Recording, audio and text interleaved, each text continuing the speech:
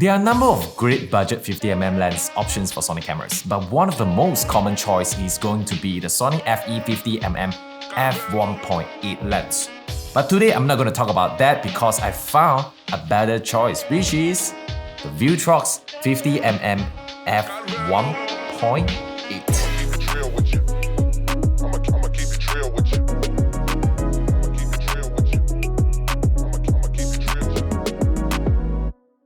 Now, before we get started, let me tell you a little bit about Viltrox. They're a Chinese company that makes a bunch of camera gears, from lenses to flashes to monitors. And they're pretty well known for making good quality stuff that won't break the bank. And that's exactly what we're gonna talk about today, their 50mm f1.8 lens. When I first got my hand on this lens, I will be very honest with you, I was a bit skeptical because Viltrox is relatively new in the lens game and they are competing with the big players like the Sony and the Sigma.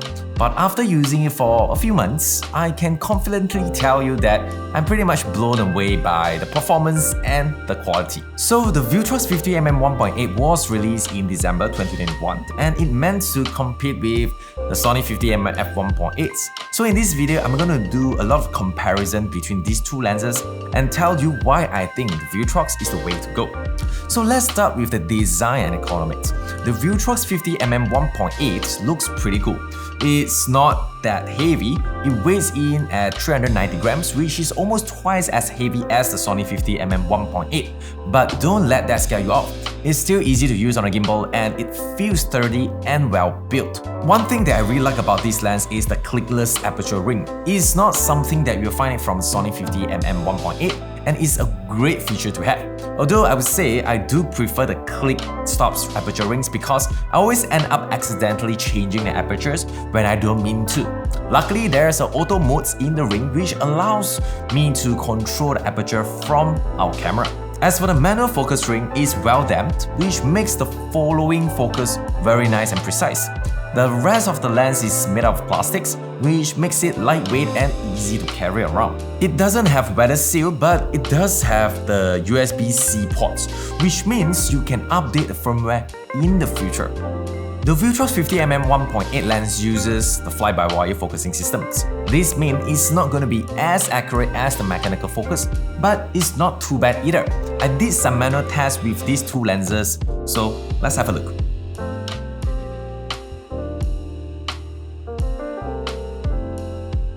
As you can see from the test, the Viltrox performed pretty well. It's not as accurate as the mechanical lens, but it definitely gets the job done. One thing I did notice is it has a long focus throw, which is almost 180-degree turn from this particular test. However, the Sony 50mm is unusable due to the focus-by-wire system.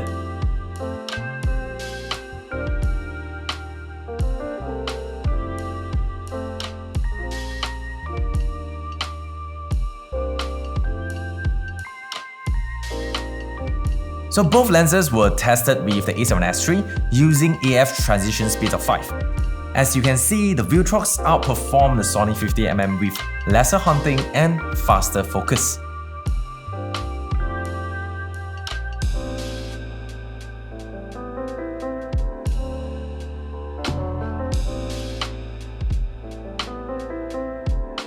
The Viltrox also has a better focus breathing compared to the Sony 50mm, which is a huge plus for me. I always get irritated with the bad focusing breathing on the Sony 50mm f1.8. On the other hand, we did pick up some noise from the Viltrox in this video, which is pretty noticeable in a quiet environment. So let's listen.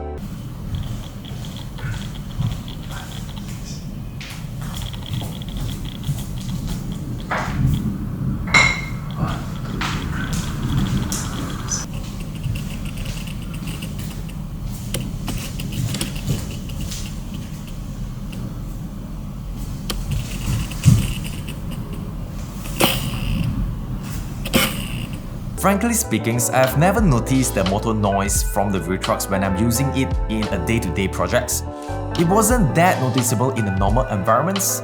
Meanwhile, the Sony 50mm 1.8 motor noise is much more noticeable even in a normal environment. However, there's something that Sony 50mm did a better job than the Viltrox, which is the close focus distance. The Sony has a closer focus distance of 45 cm compared to the 55 cm from Viltrox. Moving on to the optical quality, the first thing that I noticed is the Viltrox seems to be wider than the Sony 50mm f1.8, which is around 5% wider. Zooming at 200%, the Viltrox and Sony have a similar sharpness at 1.8 at the center. However, things get interesting at the corner. The Viltrox appears sharper than the Sony, and the corner sharpness gets better when you step down to f2.8. On the other side, Sony gets better when you stop down to f5.6. In terms of color, I did some portrait tests. So the Viltrox seems to be slightly warmer and magenta compared to the Sony 50mm. Colors can be pretty subjective to user, but it's just something that I wish to point to you guys. Besides, I realized that Viltrox is generally darker than the Sony, which I have no idea why. I don't think it's the vignette that's the issue. To me, these are not really a huge issue because color and brightness can be easily tweaked in post. As for the bokeh test, both lenses have noticeable cat eye around the corner, but I prefer the Viltrox because of the smoother bokeh thanks to its 9 aperture blades. Sony seems to have a little bit more jagged bokeh due to its 7 aperture blades. However, this happens when you compare them side by side. In the real world, when I take some portrait photos with both of these lenses, I think both produce similar results, and you could barely notice the quality differences.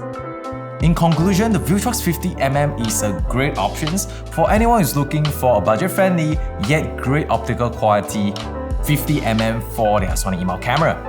It is solid, it's fast, and it won't break the bank. I personally use this lens for a lot of my projects and it works pretty well. There's definitely some drawback with this lens, and I hope they will improve for their next lens, such as the click aperture ring and also rubber gasket for better weather sling. But overall, it's a solid choice. I will definitely recommend this lens for anyone who's looking for their first 50mm lens.